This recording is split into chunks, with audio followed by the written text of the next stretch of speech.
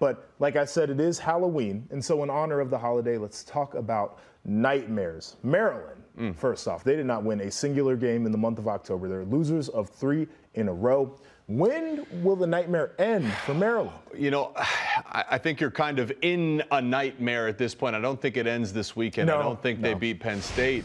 You know, the nightmare started back this offseason with the expectations set ahead of them. You know, hey, Locksley said competing for a Big Ten championship. I thought, why not, man? I'll throw you in. You won't be a favorite. You can do it. And they looked like they were trending that way until they met Ohio State. And since then, one loss turned to 2 to 3. The team's struggling, and that schedule, that does not look too favorable down the stretch for the Terps. No, I mean, you would have come in this year looking at them and said, okay, they're going to beat Nebraska, and that one's a toss-up. Certainly a game that they could lose. Rutgers, surprisingly, a game that they could lose as well. Now, they will probably be favored in both of those games. They should be able to get back on track. It's going to be a tough mountain to scale against Penn State. We'll talk about them here in a second. They're certainly not beating the Michigan Wolverines. So I'm not sure when this nightmare ends, but I know that Mike Locksley's probably looking in that locker room and saying that as much as they got beat by the other teams, they beat themselves as well. Exactly. You always talk about, you know, more games are lost than won in the game of college football, right? Like, teams go out there and they do things to hurt themselves. That's been Maryland's story. That's been the nightmare for Locksley. I mean, it was like 4 straight weeks where he's saying clock management into half or at the end of the game. He's like waking up and he's saying the same thing the next week. And then that is a nightmare. So as you mentioned, JP, just can you fix some of those errors? Who knows? Maryland's good enough to win any of those games or a few of those games, but can you do it? That's the question. Our guy Matt Goldman on YouTube is asking, where are their Halloween costumes?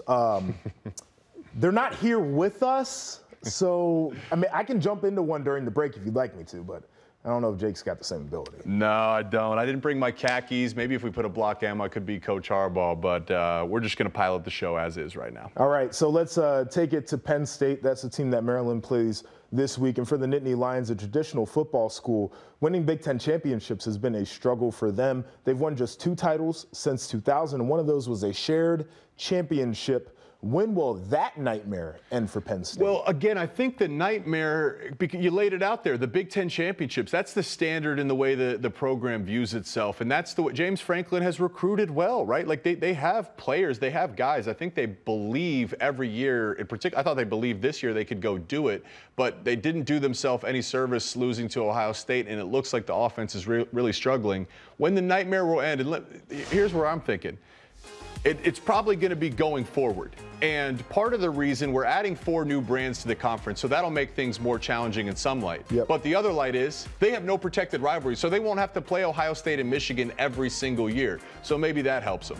Yeah, I'm looking at that, and that should be something that helps. I think the way that the West Coast editions are playing this year makes you wonder, you know, what their impact could be coming in next year. I have this thought about Penn State, and that I think they have made too much of the beating Ohio State and beating Michigan. And I know that James Franklin says we want to go 1-0 every week, but it almost felt like everything was tight for them.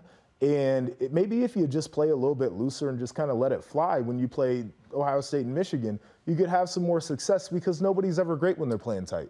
You know, that's an interesting dynamic, is the mental part of that. And you can't, you're tight when you do it just that week. You know, Michigan had the beat Ohio period, but that was a year-long thing. I know Ohio State did the same thing for Michigan year-round. It's tight when it's a little unexpected and you do something you're not used to, which is put a bunch of emphasis on one singular game. I think that's a really good point, JP. All right, and then finally, we got to get to the worst team in the conference, in my estimation. That is the Michigan State Spartans. When does their nightmare end? This nightmare could end with a excellent hire, or this thing could go on for a long time. Did you see the speculation on social media yesterday? Speculation. I clicked on him. I said, this guy's got 300 followers. This has got to be a troll, right? I mean, this is they're talking 100 million. If they get Urban Meyer, the nightmare is over. But if they don't, and that's your expectation, the nightmare might live on, JP. Yeah, I think they have to ace the hire. And I know people have looked at Mike Elko at Duke, and maybe some of the more recent performances, people are saying, maybe Duke's not the team, or Elko's not the coach, excuse me. You know, Jonathan Smith at Oregon State, which I think they've done a great job. Jake Dickert over there at Washington State, who I think has done really well with the program. 2 of those programs that are really the second team of record in their state, and that's what Michigan State is. I think they have to embrace that, and they've been really good when they did embrace it, because you and I played against a bunch of Michigan State teams that had kids that were recruited out of Ohio and kids that were recruited out of Michigan that were overlooked by either one of those programs, Ohio State and Michigan, and all they ever wanted to do was beat the Buckeyes and beat the Wolverines, and they did a lot of that. Leveraging that is what allowed D'Antonio to be so successful, taking the underrated guys, getting them to play angry and going out to succeed. So